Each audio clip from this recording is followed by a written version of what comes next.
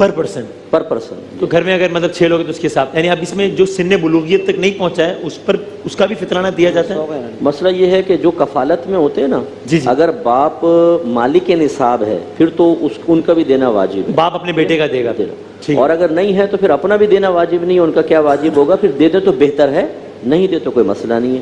لیکن جو بالغان ہیں جیسے زوجہ ہیں اور بالغ بچے ہیں, ان کا شوہر پر یا باپ پر واجب نہیں ہوتا, لیکن ان کی اجازت سے ادا کرے گا تو ادا ہو جائے گا. اگر کوئی خاتون ہے جو کہ خود نہیں کما رہی تو وہ اپنا فطرہ خود ادا کریں گے. اگر تو وہ مالکہ نصاب ہیں تو اپنے مالکہ, ذرا سمجھا دیجیے مالکہ نصاب. مالکہ نصاب یعنی 7.5 تولہ سونا, 52 تولہ چاندی, یا اتنا کیش جو 52 تولہ چاندی تک پہنچ جائے, یا اتنا مال تجارت. صحیح ہے. یا گھر میں ان کی ملکیت میں ضروریات زندگی سے زیادہ اتنا سامان کہ جس کی مالیت 52 تولہ چاندی تک پہنچ جائے, ٹھیک ہے, وہ مالکہ نصاب یا غنیہ کہلاتی. تو اگر وہ مالکہ نصاب حقیقتاً ہے ان پہ واجب ہوتا ہے, یعنی جس پہ زکوٰۃ واجب ہے اس پہ صدقہ فطر واجب ہے, لیکن ہر ایک اگر ادا کرنا چاہے تو وہ ادا ہو جائے گا انشاءاللہ, اور کرنا چاہیے ثواب ملے. واجب اس پر ہے جس کے بعد اتنی مالیت, جی ہاں, وہ اتنی مالیت کا جو پیسہ مالک نصاب ہے واجب اس پر ہے. اور کس کو دینا آئیڈیل ہے, بیسٹ کیا ہے, فطرہ کس کو دیا جائے؟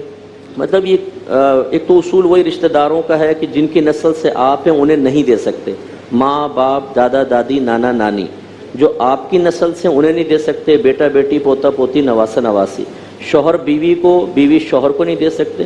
سید حضرات کو نہیں دے سکتے, اور جو غنی ہے مالک نصاب اسے نہیں دے سکتے.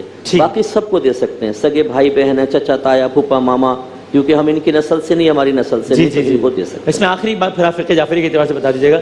اس میں یہ دیتے وقت چونکہ کبھی آپ رشتہ داروں کو دے رہے ہوتے ہیں تو یہ خیال ہوتا ہے کہ وہ فیل نہ کریں کہ یار تو مجھے کیا کوئی فقیر سمجھا ہوا ہے, تو کیا آپ کسی اور عنوان سے گفٹ کے اس سے عنوان سے دے گئے, ان کو بتائے بغیر کہ آپ کے دل میں فطرے کی نیت ہے, یہ کر سکتے ہیں مفتی اکمل صاحب؟ جی بالکل کر سکتے ہیں, بلکہ بہتر ہے, عزت نفس مجروح نہ ہو, دل میں نیت بس رکھ لیں, زبان سے عیدی کہہ کے کچھ بھی کہہ کے. اور ضروری نہیں ہے کہ کیش دیں, آپ اس مالیت کا کوئی گفٹ بھی دے سکتے ہیں. گفٹ بھی دے سکتے ہیں, لیکن اس میں بس ایک تھوڑی سی بات عرض کر دوں.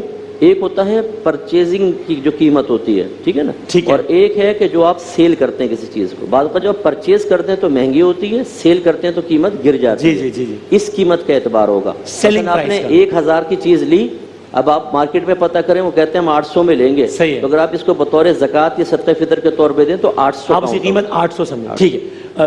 فقہ جعفریہ کے مطابق کیا ہے فطرے کا کانسیپٹ؟ اور بسم اللہ الرحمن الرحیم.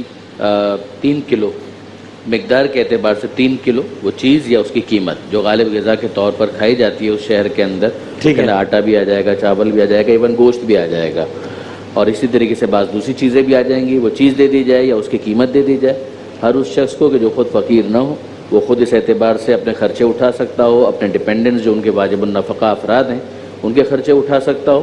ان کے اگر خرچے اٹھانے کی اس کے اندر صلاحیت ہے تو پھر اس کو فقیر نہیں کہا جائے گا, اس کو غنی کہا جائے گا.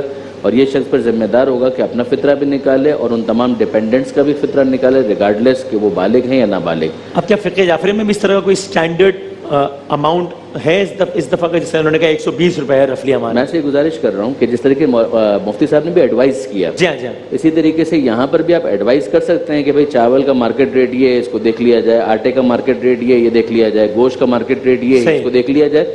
ہر ایک اپنے حساب سے کرے گا, اور اس کے اندر اگر وہ چاہیں تو جو زیادہ مہنگی چیز ہے اس کو بھی دیکھ سکتے ہیں, جو سستی چیز ہے اس کو بھی دیکھ سکتے ہیں, لیکن واقعاً جو افورڈ کر سکتے ہیں ان کو اس کے اندر بخل کا مظاہرہ نہیں کرنا چاہیے.